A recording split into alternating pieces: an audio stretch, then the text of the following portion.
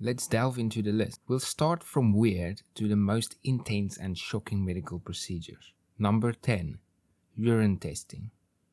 Forget the eyes being the window to the soul. Apparently, your liquid gold can give you a sneak peek at your well-being. The art of urine testing takes us way back to ancient times in China, Greece and Rome, where your doctor was also your morning brew connoisseur. You stroll into an ancient dog's office, complaining of fatigue.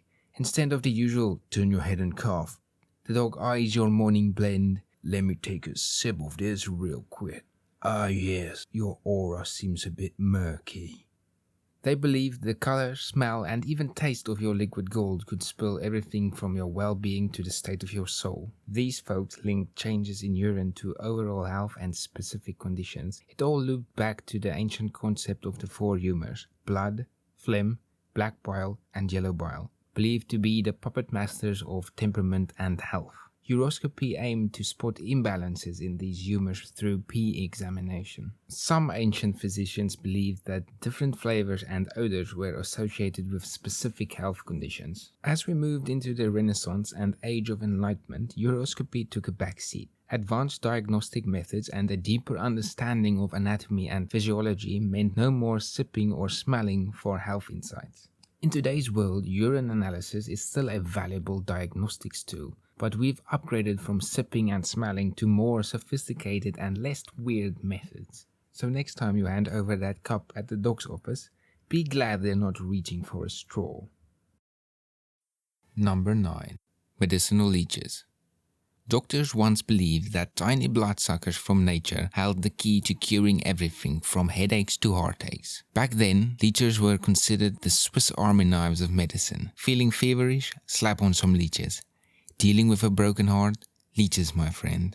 It was like they believed these slimy creatures could not only suck out your blood, but also magically rid you of all your troubles. This isn't some medieval quackery. It's called medicinal leech therapy, scientifically known as hirudotherapy. It's not just about letting leeches guzzle your blood. These little critters, especially the Hirudo medicinalis species, have special saliva containing bioactive substances with anticoagulant, vasodilatory and anti-inflammatory properties. So how does it work? Leeches are slapped onto your skin where they bite and latch on. As they munch away, they release saliva containing substances like hirudin, an anticoagulant that prevents blood clotting. These leech bites also make your blood vessels chill and open up, promoting blood flow to the area that needs some extra love. Leech therapy has legit medical application. Plastic and reconstructive surgeons use leeches in tissue transplantation cases to up the chances of the graft sticking around. Even in the era of high-tech medicine, leech therapy has found its groove. But don't worry, the use of medicinal leeches is totally regulated in medical settings to make sure it's safe and actually works. Ethical considerations include treating leeches with respect and following infection control measures during the procedure.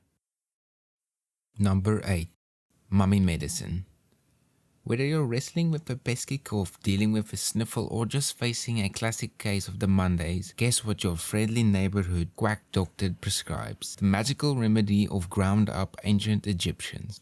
Back in the day, mummies were more than just spooky Halloween decorations. Feeling a bit low on energy? Snort some mummy dust.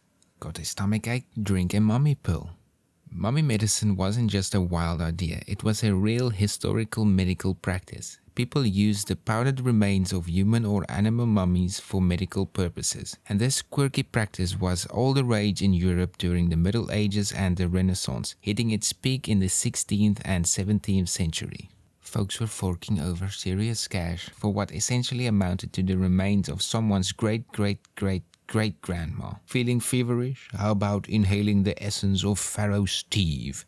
It really clears out the sinuses. Imagine being the poor soul tasked with grinding up these ancient relics. Mummy powder was the primary product derived from mummies, a fine powder created by grinding the preserved bodies. This powder became a key ingredient in various medical recipes, believed to possess therapeutic properties, being able to cure anything from headaches to stomach aches, and even more severe conditions like epilepsy and infections. However, as medical knowledge got smarter and the scientific method took the spotlight, the use of mummy medicine slowly faded away. By the 18th century, the practice was mostly debunked, as people started realizing that the effectiveness of these remedies was iffy at best, and the whole mummy trade thing was ethically dodgy.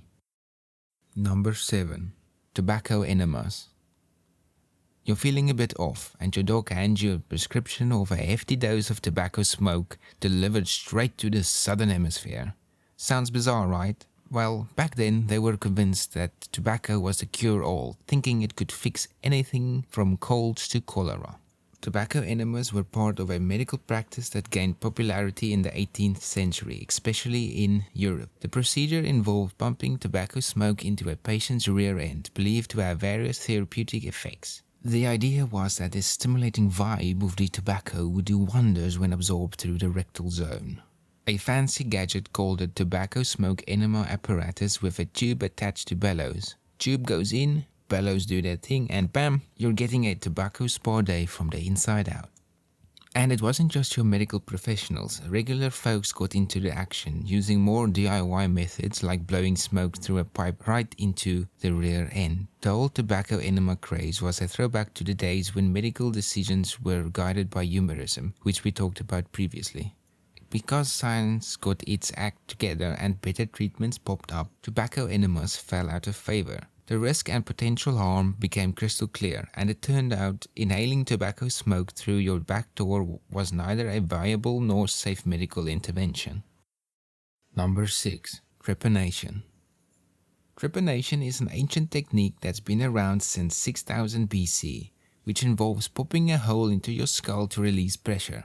People from ancient civilizations worldwide were all about it. Europe, Asia, Africa, the Americas, everyone wanted a breezy head. They thought it cured headaches and kicked out demons causing illnesses. DIY cranial ventilation, anyone? It often led to infections, more headaches, and probably some serious regret. The reasons for trepanation varied. Sure, it was done for medical purposes like treating head injuries or fractures, but it wasn't just about that. It had cultural, religious, and mystical significance too. They used everything from stone instruments to obsidian blades, and later metal tools became the trend. Techniques included scraping, cutting, and drilling a hole into the skull to create an opening. Imagine rolling into your local medieval clinic and the doc says, "Alright Bob, time for your daily breeze. Let's just pop a hole in there and let the wind do its thing." Surprisingly, many who got trepanated back in the day survived. Evidence shows some lived for years afterward. In some places, it was believed to release evil spirits, treat mental issues, or connect with the spiritual world. It was deeply tied to cultural and religious beliefs. But as medical smarts improved, trepanation became less common. Safer and better treatments emerged, especially for the head stuff, and the practice slowly faded away. Number 5. Radioactive Remedies. Back in early 20th century, they believed radiation was the cure for everything. Tired, wrinkled, just slap on some radioactive cream or chug a glass of irradiated water. But it wasn't just everyday products. They took it up a notch with radium elixirs and tonics, claiming to cure everything under the radioactive sun. Enter the infamous Radithor, a radium-laden water advertised as a cure for the living dead, promising health benefits but ultimately causing severe issues for its users. In 1932, Eben Byers, a wealthy American socialite athlete and avid user of Radithor, died of various cancers as a result of the water use. He essentially drank the water until his jaw fell off. Byers was buried in a lead-lined coffin. When exhumed in 1965 for a study, his remains were still radioactive. As science got its act together and people started glowing for all the wrong reasons, the era of radioactive remedies came to a screeching halt. It's now a cautionary tale in the medical history books, a reminder that maybe we should double-check before we start slurping down anything. Number 4. Mercury Mania. In the wild rollercoaster ride of medical history, they once believed that throwing mercury into your system could fix anything from syphilis to, I don't know, a questionable haircut. This odd trend spanned different cultures and ages, reaching its peak during the 18th and 19th century. Mercury played a crucial role in treating syphilis, a disease that was a mystery back then. The idea was that mercury, with its antimicrobial powers, could take on the syphilis infections. Sadly, the treatment often unleashed its own set of nasty side effects, and the toxicity of mercury just added more chaos to the mix. Let me be clear, we're not talking about just a smidge of mercury here. No, they were downing this toxic metal like it was some magical elixir. In reality, it often led to symptoms such as drooling, saying goodbye to your teeth, and, oh yeah, the grand finale, death. This so-called remedy turned out to be worse than the ailment itself. Mercury came in all shapes and sizes. Your prescription might include smearing it on your skin, popping it in a pill form, or the pièce de résistance, inhaling mercury vapors, all in a quest to kick that supposed syphilitic infection to the curb. The medical brains of that era didn't quite get how toxic mercury really was. They genuinely believed in its healing powers, blissfully unaware of how serious health risks it posed. Mercury Mania ended up causing unintended chaos. As time marched on and scientific understanding advanced, the use of mercury in medicine was wisely abandoned. By the mid-20th century, the harmful effects of mercury were well established, and safer, more effective treatments for syphilis and other conditions took its place. Number 3. Electric shock therapy. Your doc recommends a treatment that involves strapping you to a table and giving your brain a little shock therapy. Sounds like something out of a horror flick, doesn't it? But it's actually electric shock therapy, or the fancy term electroconvulsive therapy, ECT for short.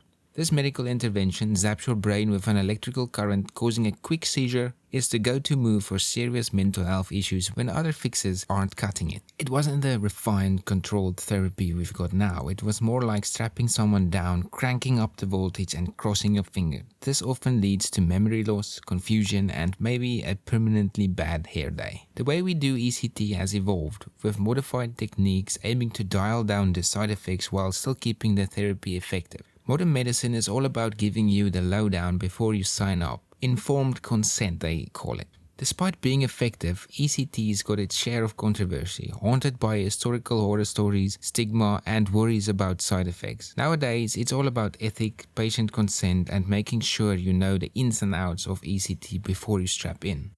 Number 2. Bloodletting bonanza. Bloodletting.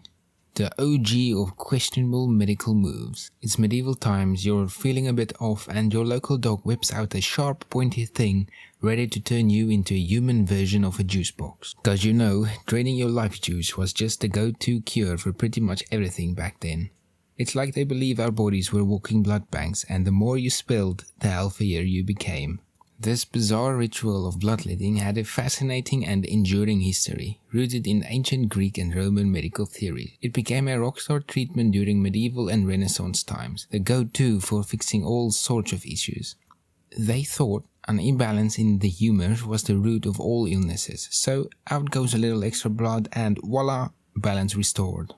Now, imagine the tools of this bloodletting trade. Lancets, scarificators with multiple blades for multiple incisions, and even leeches, believed to have medical properties. It wasn't a random gig. They had guidelines based on your age, sex, the season, and what was ailing you. Got a fever? Congrats, springtime bloodletting it is. The theory behind bloodletting was all about balancing those imaginary humors. They figured that by letting out some blood, you'd restore that delicate balance. But did it work? Nah, not really. In fact, patients often went through the whole shebang without much improvement, and in many cases ended up with complications like infections or a weaker immune system. It's kinda like fixing a leaky faucet by draining the entire plumbing system. Even prominent figures like George Washington, the first president of the United States, fell for the procedure. In 1799, Washington got a nasty throat infection, and his physicians opted for bloodletting, sucking out a significant amount of his blood. Sadly, it probably sped up Washington's exit. Despite its widespread adoption, the efficacy of bloodletting was questionable at best. The medical community's eventual realization that bloodletting was more harmful than curative marked a pivotal moment in the history of medicine. Number 1. Lobotomy lunacy. Lobotomy was a medical procedure that gained popularity in the mid-20th century, developed in the 1930s by Portuguese neurologist Egas Moniz. Lobotomy aimed to tackle all sorts of mental health issues by doing a little surgery on the brain's prefrontal cortex, a control-alt-delete for your noggin. Back in the early days of shrink sessions, they genuinely believed that slicing and dicing the connections in your brain could fix everything from a bad mood to insanity. The technique? Shoving an ice pick through your eye socket and giving your brain a little twirl, because who needs emotions when you can just scramble them like a morning omelette, right? There were different versions of lobotomy. The prefrontal one involved drilling holes into the patient's noggin, and transorbital lobotomy, popularized by American neurologist Walter Freeman, which involved inserting a thin ice pick-like instrument through the eye socket and tapping it into the brain to sever connections. One of Freeman's patients was Rosemary Kennedy, sister of future US President John F. Kennedy. She was left incontinent and unable to speak clearly after a lobotomy at age 23. Other patients would undergo personality changes, lose their memory, and basically turn into what could only be called human zombies. Widespread criticism and the advent of more effective psychiatric medications led to the decline of lobotomy in the 1950s and 60s. The procedure fell out of favor as mental health professionals realized it was a bit, let's say, sketchy on the ethics and medical fronts. Looking back, lobotomy is like a horror story in the history of mental health care. Its rise and fall tell the tale of how we've evolved in treating mental health and learned the value of evidence-based and ethical approaches in medicine. Nowadays, lobotomy is considered a total dinosaur, replaced by more targeted and less invasive treatments for mental health stuff.